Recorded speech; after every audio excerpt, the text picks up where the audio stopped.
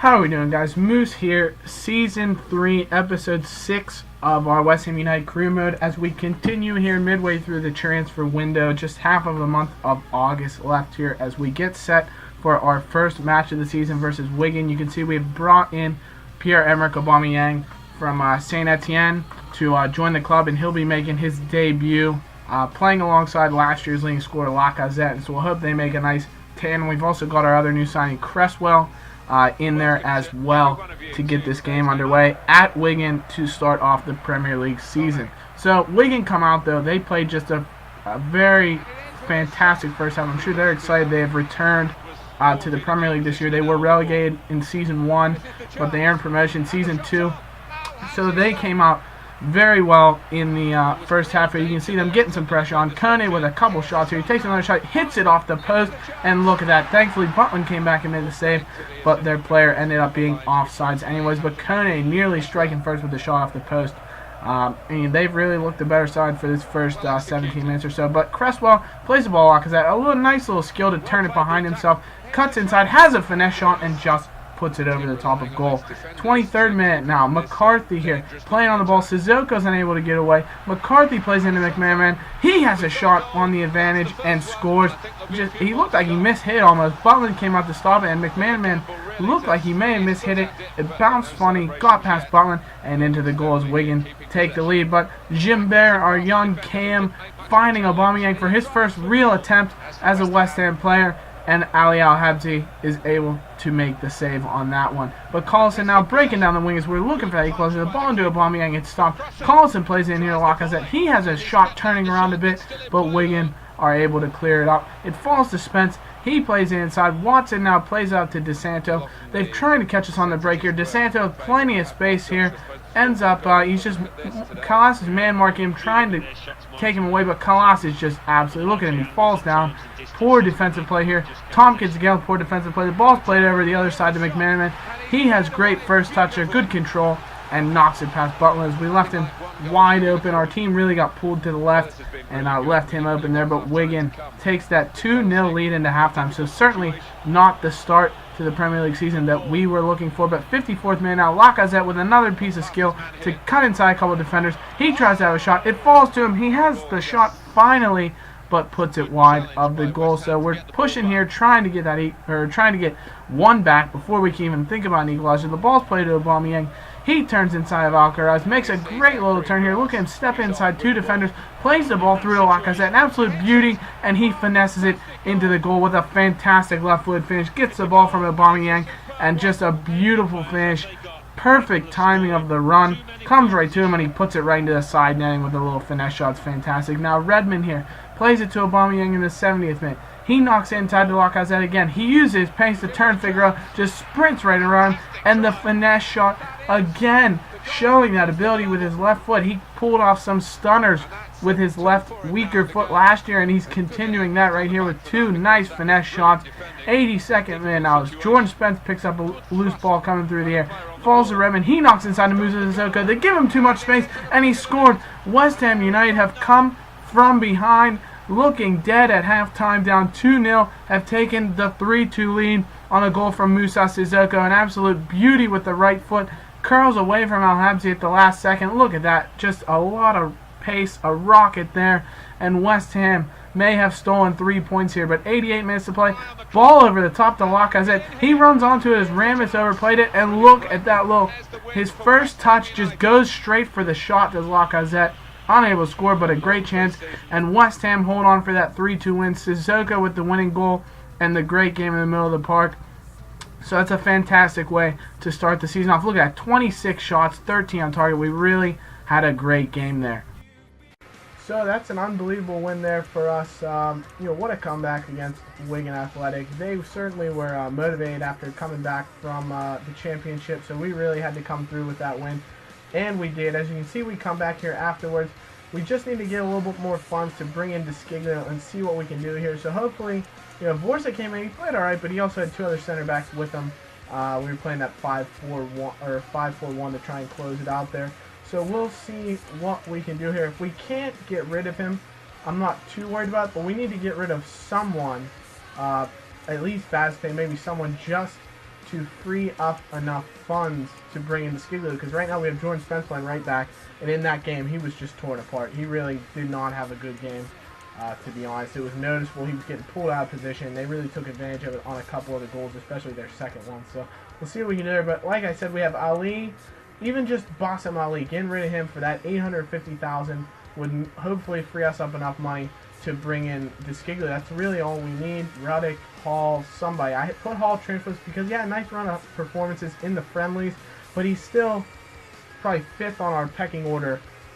6th at this point, since we still have Vazte, because you have Aubameyang, Lacazette, Benzia and Vazte there, and then Del Grosso, and then Hall. So we'll see what we can do here. We're going to advance a little bit, see if we get anyone back to us, as we still have Descaglio waiting around.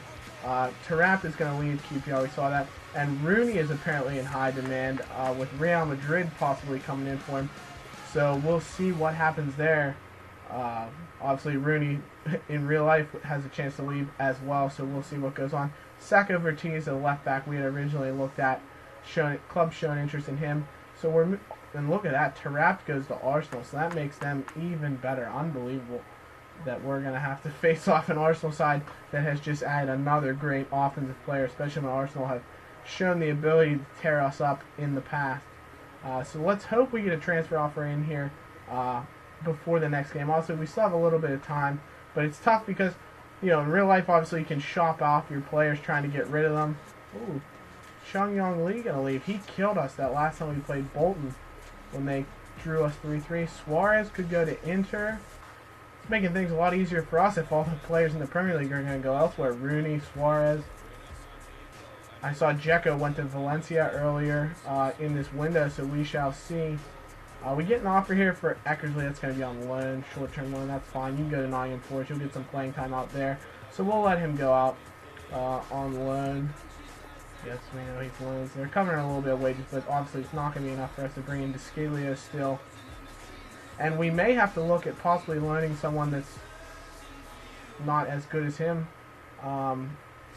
Wages-wise, obviously, because we only have about 20,000 wages in our wage budget still available.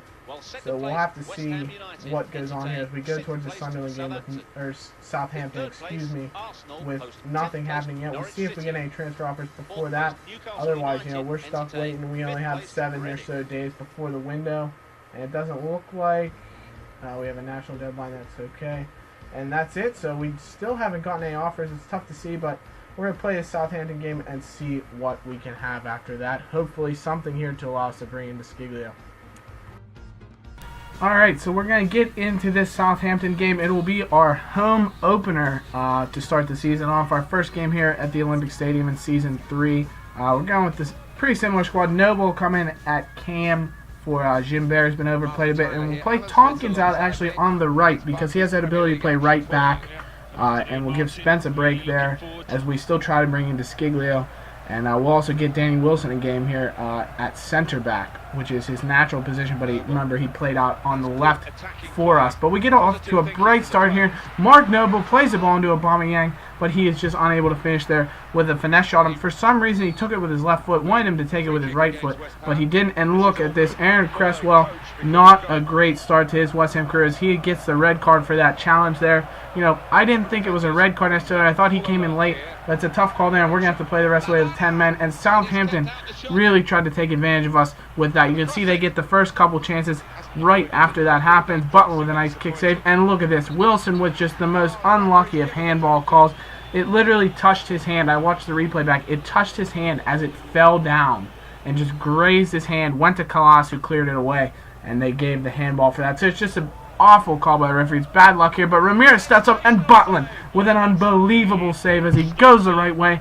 Strong hand to the ball and pads it away. But Southampton here, we're unable to clear the ball, and finally it is cleared away. So getting into the 45th minute here, Musa Sissoko plays the ball forward to Matt Jarvis. Look at the space. He has acres of space, and he just has the pace to push it down the wing, trying to get across, and plays it to Aubameyang. He has a header, and look at that. A penalty there. I'm not sure if they called the handball or if they called just a foul there, but it seems like a weak penalty for them to give up, so we get it back. And we'll have Mark Noble, our best penalty taker, 86, step up and take it, and he smashes it to the top left corner. A beautiful goal. You know, both teams seem to get a sketchy penalty. We got one back, and Noble puts that away for us to send us into halftime leading 1-0. So Mark Noble seems to have found a place back in the team. That's fantastic, as we talked about getting rid of him last season because he didn't look to find a place. But he seems to have found it back. Lacazette looking for that left-footed finesse shot again, and he rings another one off the top bar. That's the second time in 2 games he's had that happen. A beautiful ball play over the top from Aubameyang, but Jarvis unable to finish. So now 68th minute, Lallana plays it to Jack Cork. He knocks it to Gaspar Morris, finds Davis inside. A great first touch there to put it around Butland, and Davis has equalized in the 68th minute.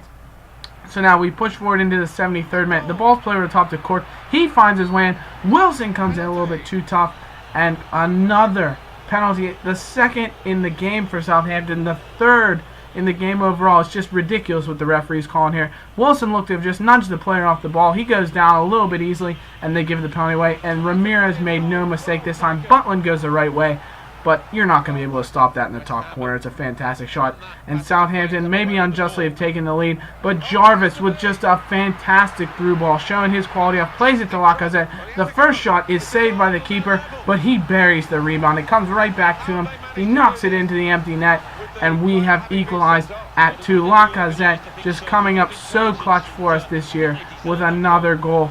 Fantastic. Look at that finish. It's a beauty to see. And Lacazette with the goal to equalize, and we finish it out 2-2, which is even more incredible considering we're playing with 10 men from about the 15th minute on, with Cresswell being taken off. Kalas with a man-of-the-match performance in the center of the field, 8.1. Good for him. As you can see, Southampton, you know, they had 16 shots and 10 on target, playing with that extra man, so they got a little bit extra chances, but we held off. Butland had a nice performance, and we were able to pick up the draw there. So we take a look at some of the scores from around the Premier League as we close this up. We see Cresswell will be suspended for a game because of his red card, and that's a tough break for us. But we do have Danny Wilson, who's capable for that. So I hope you guys have enjoyed this episode, and we will see you in the next one as we finish the transfer window.